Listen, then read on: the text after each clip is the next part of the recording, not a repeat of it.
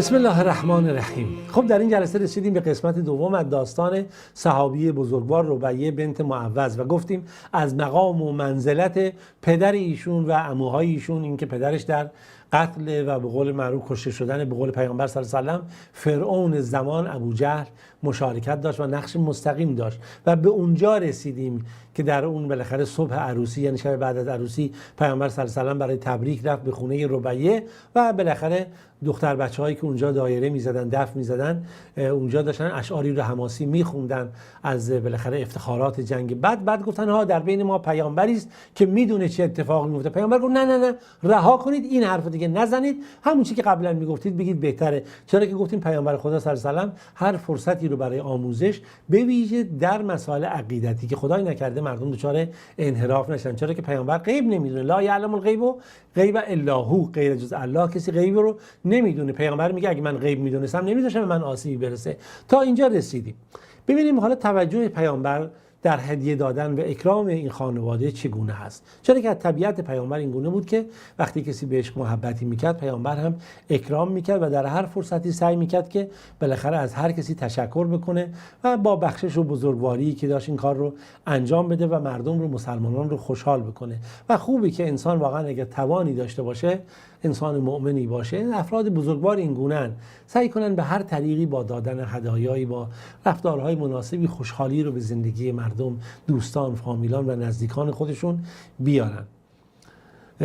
معروف هم بود که ربیعه بنت معوذ، همین ربیعه، وقتی که غذایی رو فکر میکرد که پیامبر صلی الله علیه و آله دوست داره، اون غذا رو درست میکرد و برای پیامبر میبرد. طبرانی نقل میکنه که ایشون میگه که معوذ ابن عرف افرا که خب این در واقع میگه خرمایی براش آورده بودن، یه خرمایی رو برای ایشون آوردن که این هم خرما آورده بودن، این به خاطر پاداشی یا هر چیزی بود که داده شده بود.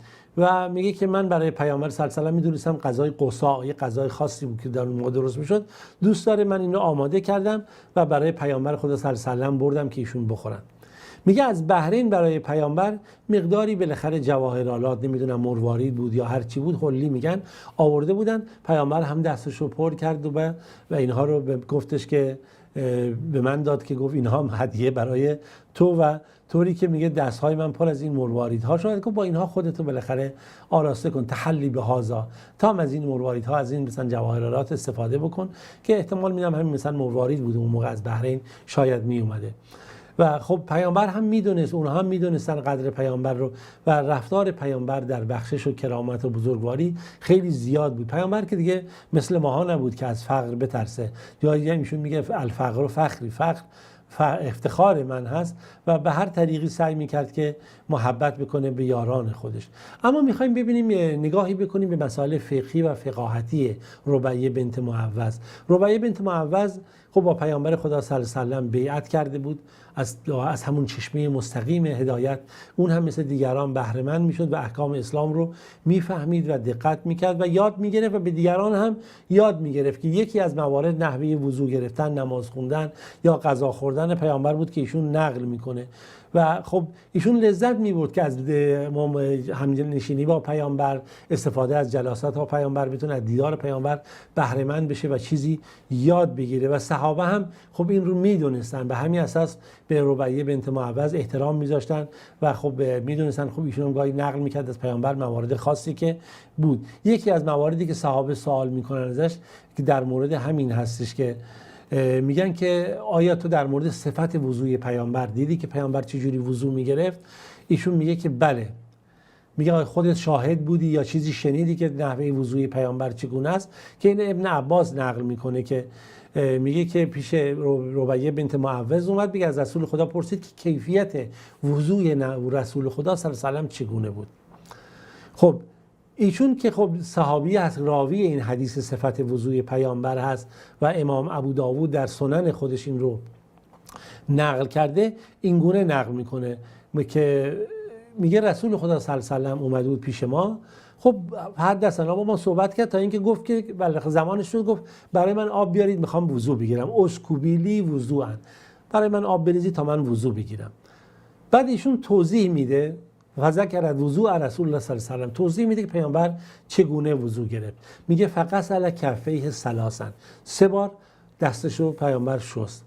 و وضع وجهه ثلاثا، که 3 بار هم میگه پیامبر صورتش رو شست.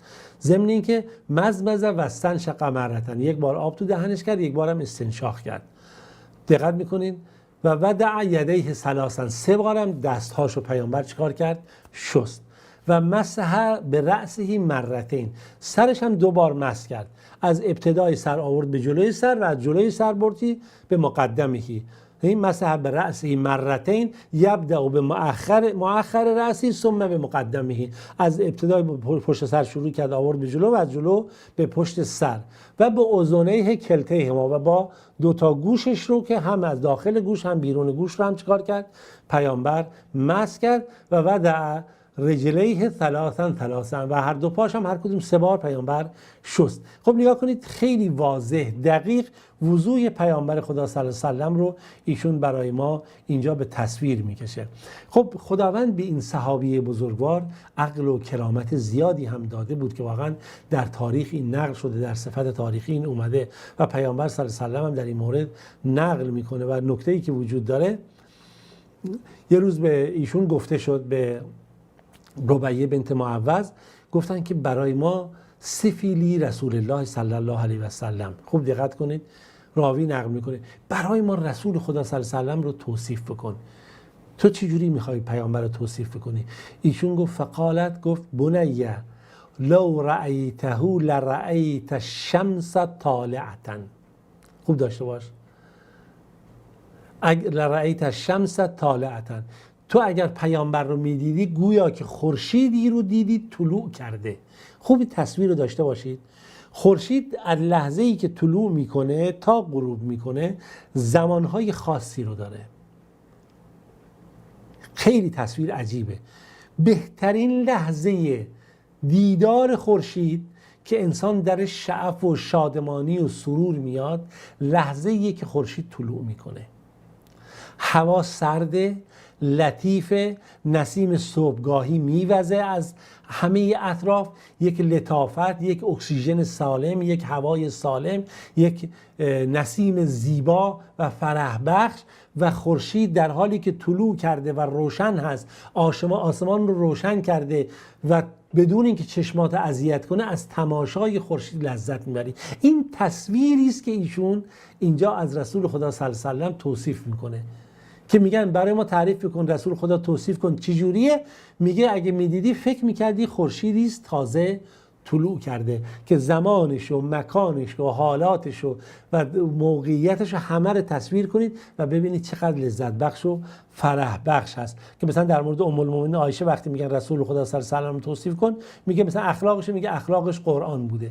یعنی میبینید تمام صفات پسندیده قرآن در رسول خدا صلی الله علیه و سلم تجلی داره. وقتی ام المؤمنین عایشه میگه قرآن بوده، کان خلق القرآن، یعنی قرآن اخلاق پیامبره. یعنی شما اگه میخواید اخلاق پیامبر ببینید به قرآن نگاه کنید. تمام این ها در پیامبر تجلی بود و خودشو نشون میداد و وجود داشت.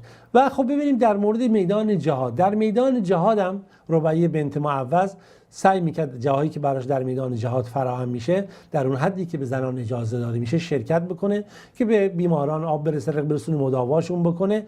و خب ایشون هم با زنان انصار میومد در کنار رسول خدا صلی الله علیه و سلم در میدانهای جهاد شرکت میکرد.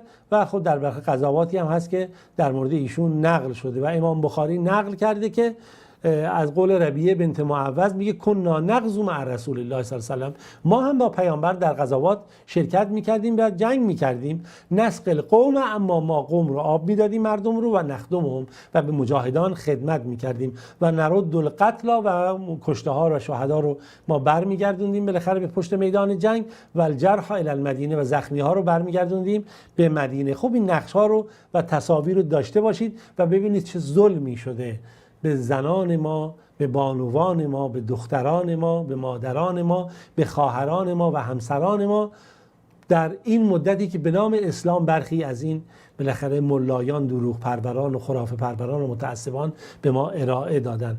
و خب ربیه بنت معوذ هم جزو کسانی است که با پیامبر خدا صلی الله علیه و سلم در زیر اون درخت در بیعت رضوان بیعت میکنه و خب طبیعتاً از مقام و منزلت این بهره‌مند میشه.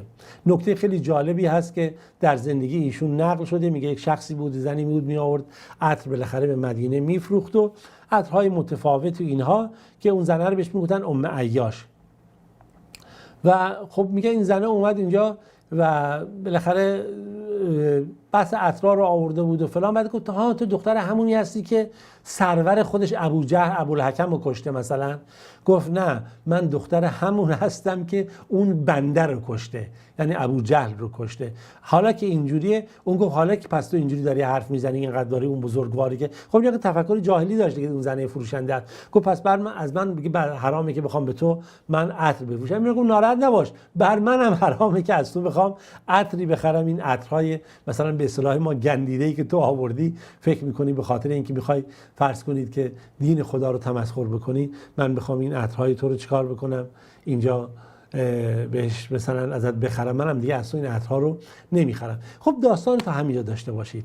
ادامه داستان رو در جلسه بعد ان شاءالله جلسه سوم خدمت شما دوستان و عزیزان ارائه خواهم داد. خدایا رو نگهدارتون.